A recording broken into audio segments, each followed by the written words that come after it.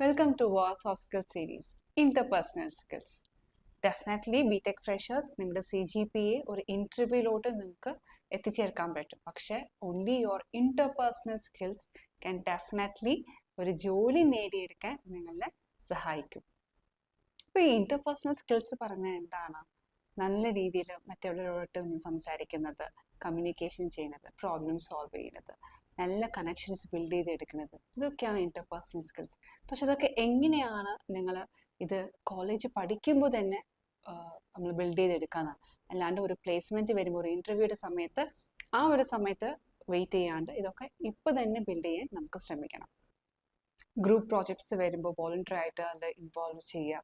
Presentations വരുന്ന സമയത്ത് minimum weekly at least ഒരു 2 മിനിറ്റ് നമ്മൾ സംസാരിക്കാൻ തുടങ്ങിയ by the end of the year definitely നല്ല രീതിയിൽ നമുക്കൊരു പ്രസൻറ്റേറ്റർ ആയിട്ട് മാറാൻ പറ്റും. അതേപോലെ മറ്റവർ സംസാരിക്കുന്ന സമയത്ത് ശ്രദ്ധിച്ച് കേട്ടിട്ട് ദെൻ അത് മനസ്സിലാക്കിയ ശേഷം റെസ്പോണ്ട് ചെയ്യാൻ ശ്രമിക്കുക. ലൈക്ക്വൈസ് നിങ്ങൾ ഡെയിലി കമ്മ്യൂണിക്കേഷന് നല്ല രീതിയിൽ ഇമ്പോർട്ടൻസ് കൊടുക്കുക.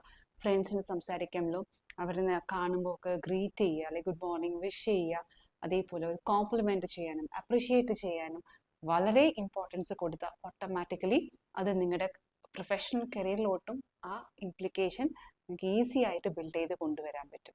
എപ്പോഴും ഓർത്ത് വെക്കുക, കമ്പനീസ് നല്ല മാർക്ക് മേടിക്കുന്ന കുട്ടികളെ മാത്രം തിരഞ്ഞെടുത്ത് ഒരു കമ്പനിയിൽ പ്ലേസ് ചെയ്യുന്നില്ല.